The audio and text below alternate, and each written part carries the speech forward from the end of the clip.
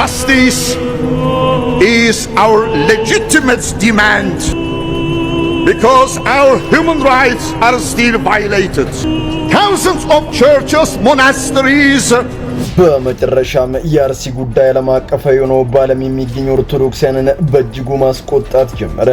በዚህም የአርመኒያው ጳጳስ ካርኪን ዝምታቸውን ሰብረው በቁጭት ለዓለም ሕዝብ ያደረሱትን አንድ መልእክት ማስቃኛቸዋለሁ። ሰሞኑን የጎላው የኦርቶዶክስ ጉዳይ ስለሆነ የኦርቶዶክስን ጉዳይ አነሳለሁ።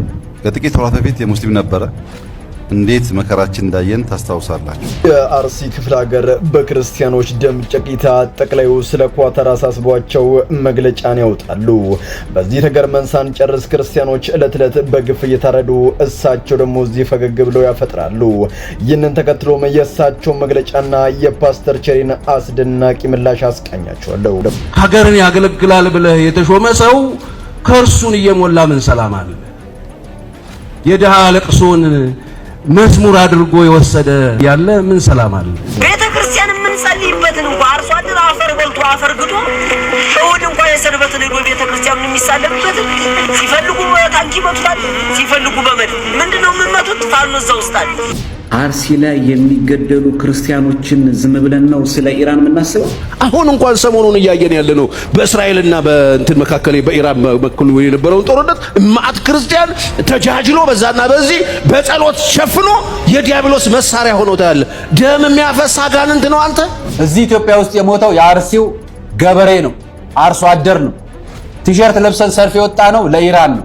ይሄንን ማለት ኦርቶዶክስ ሆነ ለሺ ሰው እንደው ሸር ማታረክ ሆነ ወላዲተ አምላክን እንደው የአባቶች እና አቡነ ጴጥሮስ አጽማቸው ሾሆሮ እንዳይወጋ ብንሰርክም ባንሰርክም እንኳን ክርስቲያኑን መሬት እንኳን ኦርቶዶክስ ሆነ። ሰላም ጤና ይስጥልን ውድ የቃል ሚዲያ ቤተሰቦች እንደምን ቆያችሁ? እግዚአብሔር ሰላም ከሁላችን ጋር ይሁን እያልን ወቅታዊና አዳዲስ መረጃዎችን ይዘን መጥተናል። ቪዲዮውን ከመጀመራችሁ በፊት ላይክ በማድረግ ጀምሩ። እንዲሁም ሐሳብ አስተያየታችሁን የኮሜንት ሴክሽን ላይ አስቀምጡልን። ቀጥታ ወደ ቪዲዮ እናልፋለን። ሰብስክራይብ ለምንድነው የማታደርጉት? አሁን ማርጉ። Justice is our legitimate demand because our human rights are still violated.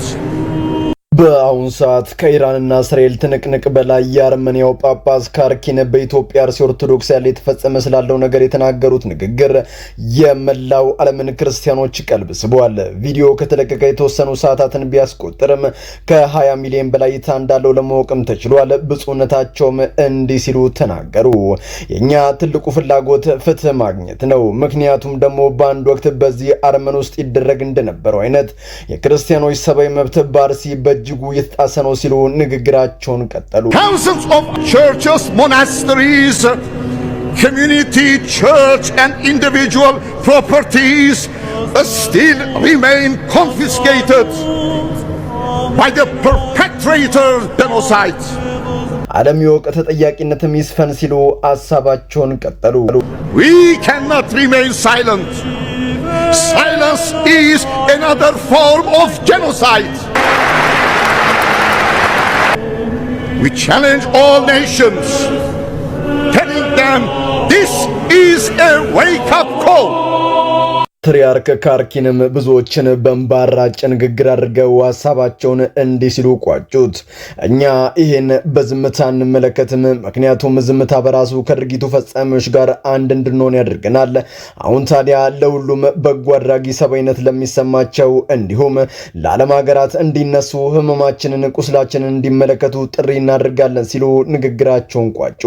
ቤተክርስቲያን ምን ጸልይበትን እንኳን አርሶ አደር አፈር በልቶ አፈር ግዶ እሁድ እንኳን የሰንበትን ሄዶ ቤተክርስቲያን የሚሳለምበት ሲፈልጉ ታንኪ መጥቷል፣ ሲፈልጉ በመድ ምንድነው የምመቱት? ፋኖ እዛ ውስጥ አለ።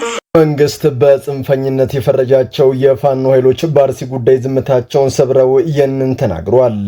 አርሶ አደሩ እጅግ በጣም ደክሞና ለፍቶ ቤተክርስቲያንን በማሳነጽ ይህንን ደካማ ዓለም ሲፈትነው ወደ ቅዱሱ ስፍራ ማቅናት ለፈጣሪው ችግሩን ህመሙን ተናግሮ ቅልል ብሎት ወደ ቤቱ የሚመለስበትን ያንን ቅዱስ ስፍራ ሲፈልጉ በታንክ ሲፈልጉ ደግሞ በቦምብ ይመቱትና ለምን ይህን ታርጋላችሁ ተብሎ ሲጠየቁ የፖለቲካ ታርጋ ለጥፈው ፋኖ እዛው ስላለ ነው የሚል ምላሽ ይሰጣሉ።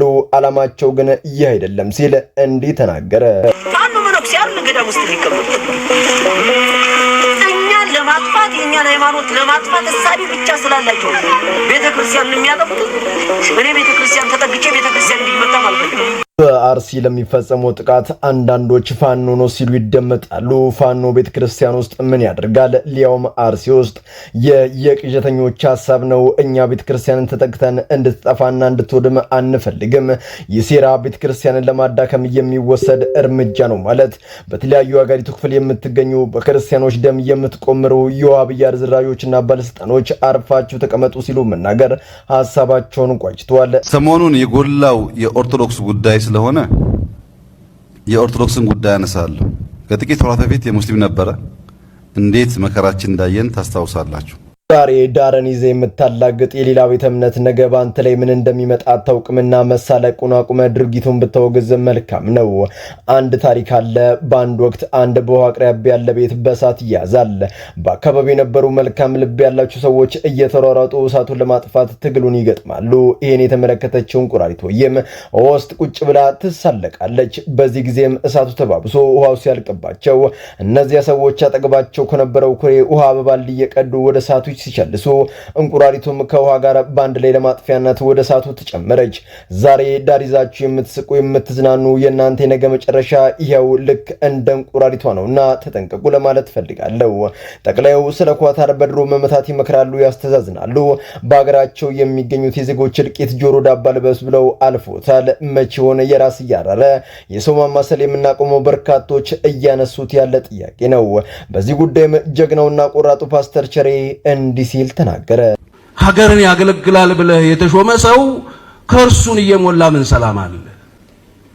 የድሃ ለቅሶን መዝሙር አድርጎ የወሰደ ያለ ምን ሰላም አለ? ምን ሰላም አለ? ህዝብ የማይወዱ መሪዎች እየተፈጠሩ ምን ሰላም አለ? እንዳተኙ ምንተኛበት ጊዜ አይደለም። ፓስተር ቸሬ ለእውነት ታጋይ ከተገፋ ጎን የማትለይ ያመንከውን እምነት በተግባር ገልጥ የምትኖር ማንነትን እንደ ይሁዳ በገንዘብ የማትቀይር የዘመኔ ጀግና ብያለሁ። ዛሬ የህዝብን ለቅሶ ዘፈን አድርጎ የወሰደ በአገሪቱ ያለ ምን ሰላም አለ? ትልቅ መልእክት ነው። ክበርልን። አርሲ ላይ የሚገደሉ ክርስቲያኖችን ዝም ብለን ነው ስለ ኢራን የምናስበው? ፍርደ ገምድል መሆን ትክክል አይደለም።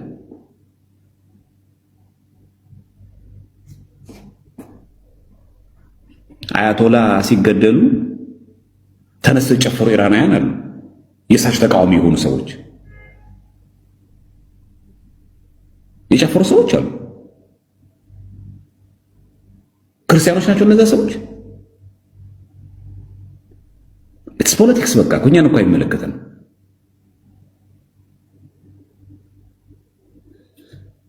እና አጉል እንትሩስ ማድረግ ተገቢ አይደለም። በቃ ማንም ሰው መሞት የለበትም፣ ማንም መሞት የለበትም።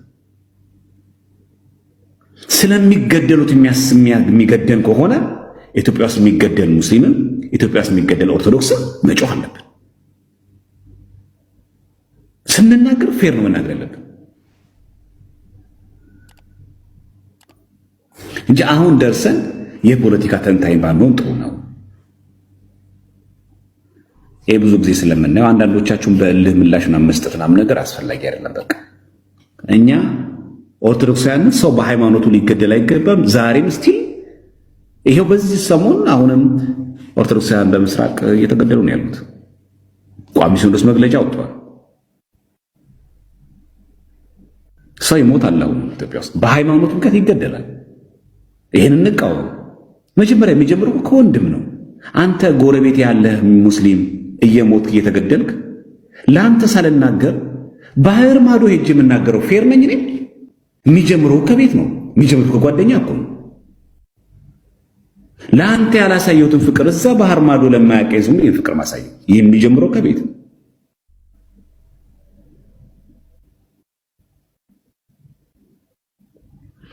እንጂ ፖለቲካ ጠል ምናምን መሆን መብታችሁ ነው። በቃ ሰው የፈለገውን ፖለቲካ መከተል መብት አለው፣ ይችላል እንጂ እንጂ እንደ ቤተሰብ ካሰበ ሰው መሞት የለበትም። አሉ እኮ አፍሮ ኢራናውያን የተባሉ እኮ ኢትዮጵያውያን ዘር ያለባቸው እኮ ኢራን ውስጥ እኮ አሉ። ታውቃላችሁ አይደል? የመጀመሪያ ስሟ ፋርስ አይደል? አሉ እኮ ከኢትዮጵያ የመጡ ናቸው ተብሎ የሚታሰቡ እዛ ኢራን ውስጥ የሚኖሩ እኮ ሰዎች እኮ አሉ። ኢራን ውስጥ እኮ ኦርቶዶክስ ቤተክርስቲያን እኮ አለች። በሶሪያ ኦርቶዶክስ የምትተዳደር እኮ ኦርቶዶክሳውያን እኮ አሉ። እንደውም ኢራቅ ውስጥ ካለው ኢራን ውስጥ ያለው ኦርቶዶክሳውያን ቁጥር እኮ ይበዛል።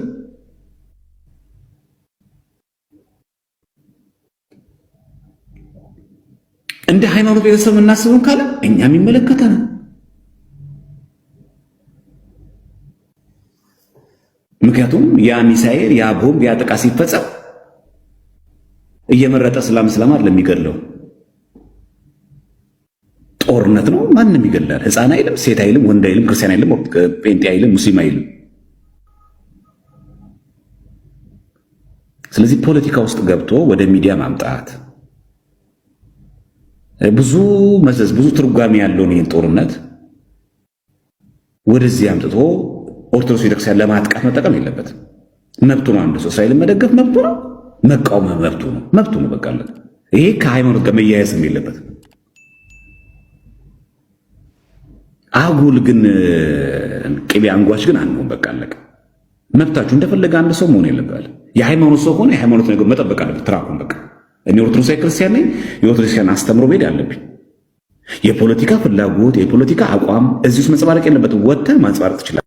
አሁን እንኳን ሰሞኑን እያየን ያለነው በእስራኤልና በእንትን መካከል በኢራን በኩል የነበረውን ጦርነት ማዕት ክርስቲያን ተጃጅሎ በዛና በዚህ በጸሎት ሸፍኖ የዲያብሎስ መሳሪያ ሆኖ ታያለ።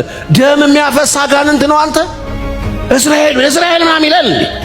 እነዚህን አይደል እንዴ እናንተ ፉኝት ልጆች ያላቸው ኢየሱስ ኔታናው የሚመራውን እስራኤል ነው እንደ ጌታ ይሄንን እስራኤል ነው እንደ እግዚአብሔር የሚጠብቀው? የብዙዎችን ደም የሚያፈስ በተኙበት ሕፃናት የሚያርድ ኢየሱስ ከዚህ ጋር ነው እንደሚቆመው? መጋደላችን ከደምና ከስጋ ጋር አይደለም። ንቁ ክርስቲያኖች፣ የተተበተበ ነገር አለ ዓለም ላይ። ደም አፍሳሽ መንፈስ ነፍሰ ገዳይ ካልታጠቃችሁ፣ መንፈሳዊ መሳሪያ እግዚአብሔር ካልሰጣችሁ፣ አይናችሁ ካልበራ ትበላላችሁ። እነሱ ናቸው እኮ ሂዱና ዮሐንስ ወንጌል ምዕራፍ 8 አንብቡ። እናንተ አላችሁ ከአባታችሁ ከዲያብሎስ ናችሁ። ኢየሱስ እስራኤልን አያከብርም አይደል? ነፍሰ ገዳይ ስለሆኑ እኮ ነው። ልትገሉኝ ትፈልጋላችሁ አላቸው። ኢየሱስን ለመግደል ይፈልጉ ስለነበር ለምን አያቸውና ይሄ ሐሳቡን ያውቀዋል። ነፍሰ ገዳይ ነው እሱ። ነፍስ ለማጥፋት ለመግደል ለመስረቅ ለመግደል ለማጥፋት እንደሚመጣ ያውቃል። እነዚህ ለብሰውት ቀሚሱን ዝርፍፍ አድርገው የዳጎሰ መጽሐፍ ይዘው የመጡትን እናንተ ዲያብሎስ ልጆች አለ። የትኛው ክርስቲያን ነው አሁን የዲያብሎስና የዲያብሎስ ያልሆነው እንግዲህ? የሆነ ፊልስጤማዊ ሲመጣ የሆነ ሶሪያዊ ሲሞት ታባታቸው ሚል ክርስቲያን ደም ሲፈስ የሚደሰት ሰው ሲጋደል ሲታኮስ ሲተራረድ ይሄ ክርስትና አይደለም። ብራዘር እንደገና ቆም ብለህ ቼክ አድርግ። የተሳሳተ ነገር ገብተዋል። የአጋንንት አጃቢ ሻማያጅ ያርጓል ሴጣን። መጋደላችን ከደምና ከስጋ ጋር አይደል፣ ከዚህ ዓለም ገዢ አለቆች ስልጣናት ናቸው። በዚህ መንፈሳዊ ዓለም ላይ ሰማያዊ ስፍራ ላይ ያሉ እነሱን ለማሸነፍ ትጥቅ ተቀምጦል ተስፋ። አሜን። በዚህ ምክንያት ሰላማዊ ሰልፍ የወጡ ወንድሞች አሉ። እኒህ የምታዩቸው እዚህ ኢትዮጵያ ውስጥ የሞተው የአርሲው ገበሬ ነው፣ አርሶ አደር ነው። ቲሸርት ለብሰን ሰልፍ የወጣ ነው ለኢራን ነው። እና ኢትዮጵያ ውስጥ ሰው ቢሞት ይደንቃል። በዚህ ሁኔታ ጎረቤትን ሳትመለከት ራቅ ባህር ማዶ ታያለህ። አጠገብ እየሞተ ነው ወገን። ዋሃቶ የሚበላዋቶ የሚጠማዋት የሚጠምቶት ቸግሮት። ሃይማኖታዊ ጦርነት የለም እስካሁን በዓለም ላይ የሃይማኖት ጦርነት አልጀመረም። ሩሲያ ኦርቶዶክሳዊ ሀገር ነች። ኢራቅ ሙስሊም ሀገር ነች። ሁለቱ ግን በአንድ ነው የተሰለፉት። ሳውዲ አረቢያ፣ ኩዌት የምታቋቸው የአረብ ሀገራት አቡዳቢ ምናምን የምትሏቸው በሙሉ ደግሞ ከእስራኤል ጎን ነው የተሰለፉት። መንግስትም የኢትዮጵያ መንግስትም ለኩዌት ነው ከኢራቅ የተወረወረው ሚሳኤል በጣም አዝናለሁ ብሎ መግለጫ ያወጣ። አርሲ ስለሞተ ወገናችን የተናገር የሚጮህ ያታተሰሙ ይኸው የኢራቁን መሪ የተገደለውን መሪ ቲሸርት አሰፍተው ነው ሰላማዊ ሰልፍ የወጡት። ወገን ኦርቶዶክስ ከሆንክ የሚሰማ የለም። ያጠገብ ሙስሊም ስትሆን የምትናገር ኦርቶዶክስ አለ። ሃይማኖት ጦርነት ቢጀመር ኖሮ ማንም ለሃይማኖቱ ይሞታል፣ ማንም ሰው እና ቆንጆ ደደቦች ሆነናል። ቆንጆ የተሻሻለ የሰለጠንን ደደቦች ሆነናል። አጠገብ ወገን ሳይሰማ ጎረቤት ሳይሰማ መስጊድ ሲፈርስ ሲቃጠል ስለምንጮህል ስለኛ ሳይሰማ ኢራቅ ሄድክ አይደል?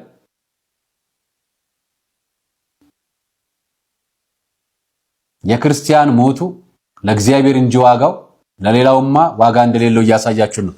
ሌላኛው በአደባባይ ዝልፊያና ወቀሳ የደረሰበትን ወንድማችንን ሊቃውንት ነው ማሳያችሁ።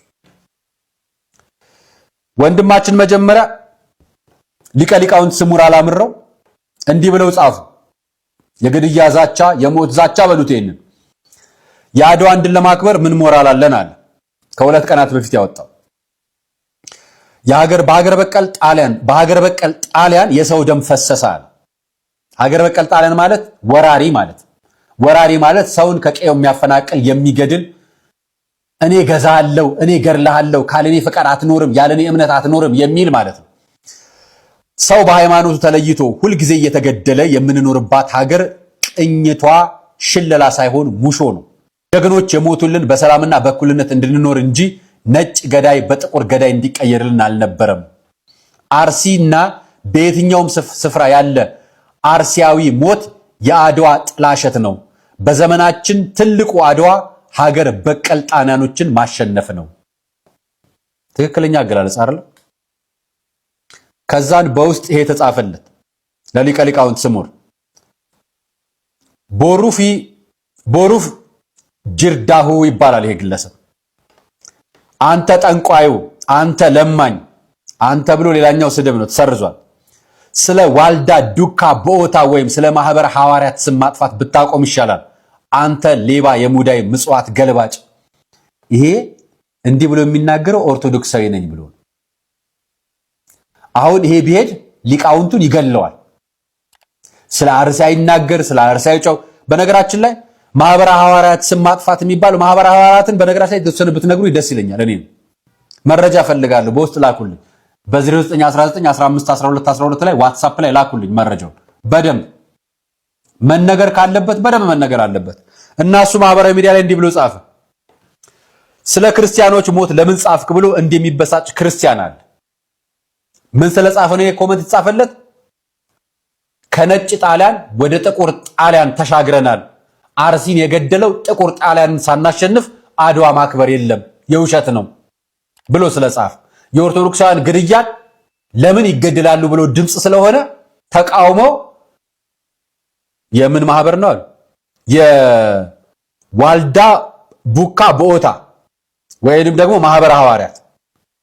እሱ ደግሞ ምላሽ እንዲሰጠ እኛ ምላሹን በዝርዝር እንነግራችኋለን። ስለ አርሲ ክርስቲያኖች ሞት ለምን ጻፍክ ብሎ እንዲህ የሚበሳጭ ክርስቲያን አለ? ጥያቄ ምልክት ነው። እውነት እንደዚህ አይነት ክርስቲያን ግን የለንም፣ አናቅ። እናንተ የማህበረ ሐዋርያት አባላት ራሳችሁን አጽዱ። ይህን የምለው ጥቂት ወይም ብዙ ስንዴዎች ካላችሁ እንክርዳድ እንዳይወጣችሁ ነው። ይህ ዛሬ በፌስቡክ የሚሳደብ አባላችሁ ምቹ ጊዜ ሲያገኝ ምን ሊያደርግ እንደሚችል ግልጽ ነው። ይገርላል። ምን ጥያቄ አለ? ይህም ብቻ አይደለም። ስለ ማህበራው ሐሳብ የሰጠ ማንኛውም ሰው ኦሮሚያ ምድር ላይ ማስተማር የለበትም ብላችሁ ወስናችኋል። ሌላ ሲኖዶስ አለ እንዴ? ስለዚህ ማህበረ ሐዋርያት የሚባል ሲኖዶስ አለ ማለት ነው። የወንጌል ሰባኪዎችን የሚከለክል ሲኖዶስ። ልጨርስላችሁ አንብቤ። ውሳኔያችሁም የየካቲት ኪዳነ ምሕረት ተግባራዊ አድርጋችሁት ከጉባኤ ያስቀርታችሁናል። በሰባኪነት ተጠርተው ለኪዳነ ምሕረት ጉባኤ ሲሄዱ ዓመታዊ ክብረ በዓል ላይ እንዳይሰብኩም እንዳይመጡም አሳግደዋል። ታችኛው ሲኖዶስ ሀገረ ስብከቱን አገደው ማለት ነው። ለመሆኑ ስለ ማህበራችሁ የምትንሰፈሰፉት ያህል በአርሲ በየቀኑ ስለሚገደሉ ክርስቲያኖች ምን እያደረጋችሁ ይሆን? በነገራችን ላይ እንዲህ አይነት ማህበራት አንድም ቀን እዛ ማህበረ ሐዋርያት ብቻ አይደለም የኢትዮጵያ ኦርቶዶክስ ተዋሕዶ ቤተክርስቲያን አስተዳዳሪ የሆኑ ሁሉም ካህናት አውደ ምሕረት ወጥተው የሚሰብኩ ማህበራዊ ሚዲያ የሚጠቀሙ አንዳቸው ከጥቂት ግለሰቦች በስተቀር ወጥተው ስለሚገደሉ ኦርቶዶክሳውያን ተቃውሞ ሲያሰሙ አንሰማ። ቅዱስ ሲኖዶስ በዋና ጸሐፊው በስራ አስኪያጅ በኩል በቋሚ ሲኖዶስ በኩል ብቻ ነው መግለጫ የሚያወጣው። እያንዳንዱ ሀገረ ስብከት እኮ የራሱ ሚዲያ አለው፣ የራሱ መግለጫ አለው፣ የራሱ መዋቅር አለው። አንዳቸው ከጥቂቶቹ በቀር የሚገልጽ የለም። ለምሳሌ ሰሜን ሸዋ ገልጿል። ይሄን ባሁኑ በባለፈው ግድያ ወቅት ላይ ደግሞ ኢትዮጵያ ውስጥ የገለጸ የለም። ከኢትዮጵያ ውጪ ዋሽንግተን ዲሲ፣ ጀርመን፣ ደቡብ አፍሪካ እንደዚህ ነው የገለጹት። ላሳያችሁ ፈልጌ ነው። በኢትዮጵያ ደረጃ ከ21000 በላይ ማህበራት አሉ። በኦርቶዶክስ ተዋሕዶ ቤተክርስቲያን ማህበሮቻቸው አንድም አይገልጹ። ሰባኪዎች አውደ ምሕረት ብቻ ይወጣሉ አይደል? ማህበራዊ ሚዲያ አላቸው፣ አይገልጹ። ይሄ ማህበረ ሐዋርያትም አይገልጽም። ኦሮሚያ ላይ ነው የሚኖረው። ስለ አርሲ ኦርቶዶክሳውያን ግድያ ግን አይገልጽም። ለመሆኑ ማህበራችሁ እንዲምትሰፈሰፉት ያህል በአርሲ ስለሚገደሉት ክርስቲያኖች ምን እያደረጋችሁ ይሆን? ጉባኤ ሰርታችሁ ህዝቡን አጽናንታችሁ ከሞት ተርፈው በራብና በርዛት የሚሳቀዩ ክርስቲያኖች ምግብና ልብስ አሰባስባችሁ ረዳችሁ ይላቸዋል። ይህን ማድረግ ቢሳናችሁ ስለ አርሲ ለምን ተጻፈ የሚል ዛቻ ከአባላቶቻችሁ መሰማት ነበረበት፣ ያውም የጎሳ ዛቻ። ሁሉንም ዛቻዎች ያላሳየዋችሁ ለአንባቢ ክብር ስል ነው ብሎ ለጥፎታል። እንዲህ ይህ ዛቻ የመጨረሻው ምንድን ነው? ጊዜ ይፍታው። እደግመዋለሁ፣ የዘመናችን አድዋ ሀገር በቀል ጣሊያንን ማሸነፍ ነው ብሎናል። አመሰግናለሁ። አደገኛ